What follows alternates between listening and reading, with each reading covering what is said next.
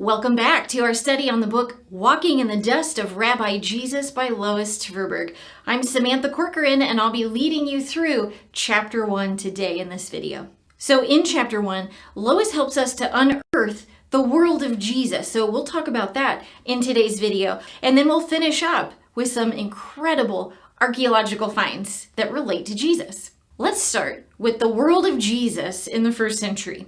I love this visual from Mark Berry at Visual Unit. He has created this map as a supplement to Acts chapter 2, the day of Pentecost. And what this map shows are all of the nations that were represented on the day of Pentecost.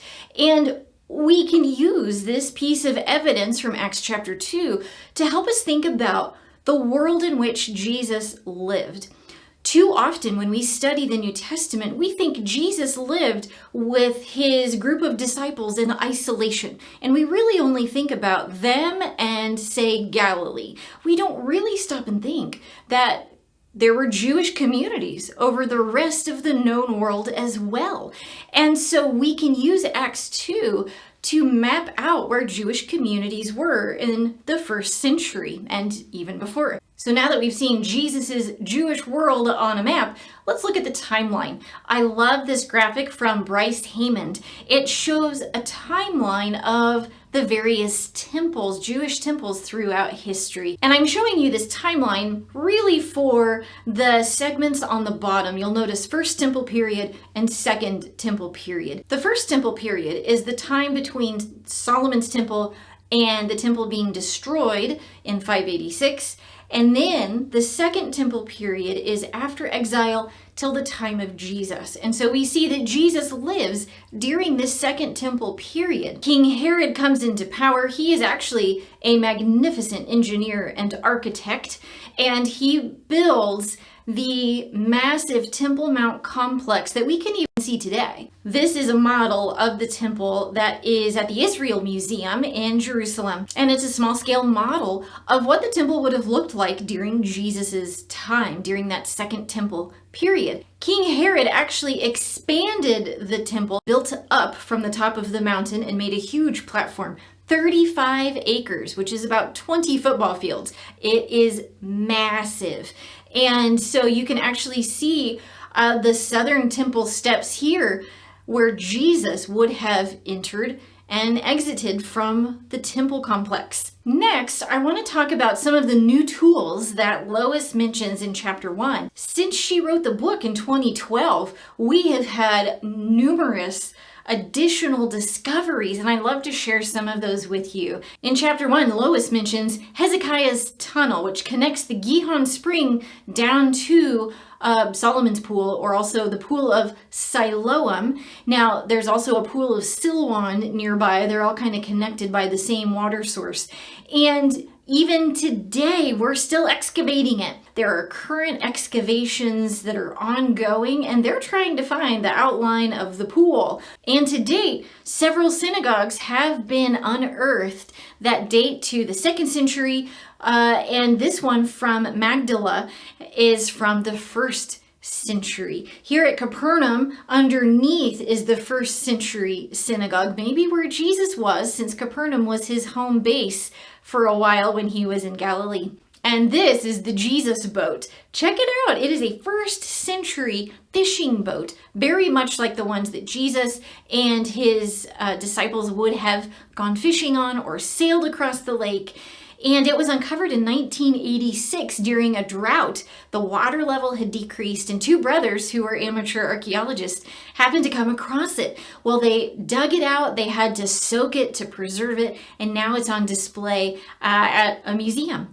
So do you remember the story of Jesus meeting the woman at the well? This is that well. This is Jacob's well. You remember Jacob and his 12 sons with Joseph in Shechem? This is in that area.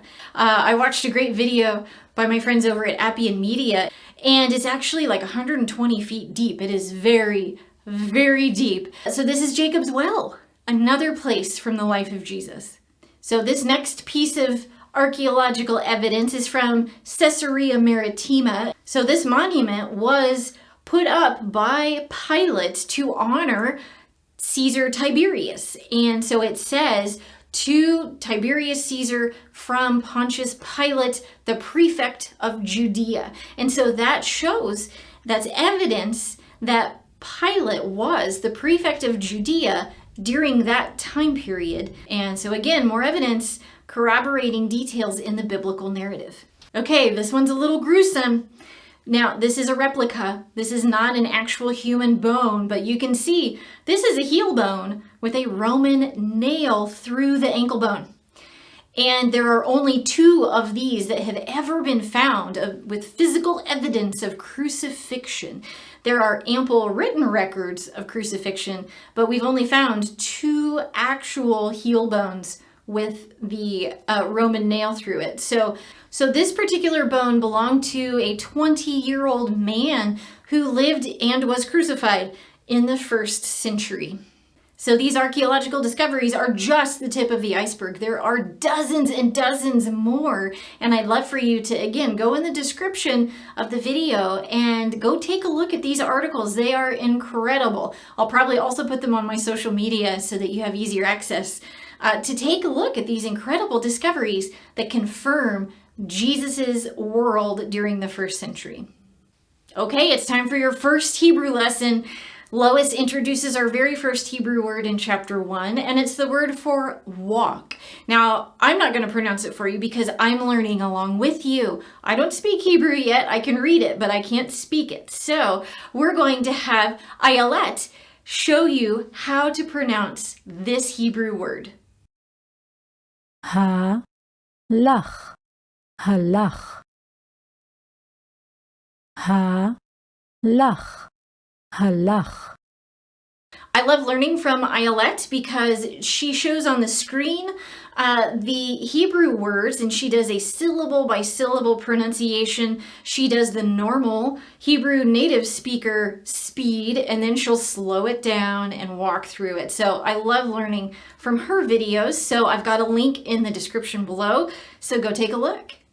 To close out our study of chapter 1, I would love for you to take a moment and go watch this incredible Bible Project video about the word witness. Now, you and I were not eyewitnesses to Jesus in the 1st century, but we can still bear witness to the story, and now you've got some archaeological evidence, historical documents, and other eyewitness accounts to back up your claims about Jesus. And so telling others is a huge part of that Hebrew word we learned, halach, for walk. Because walking in the dust of Rabbi Jesus isn't merely about following in his footsteps.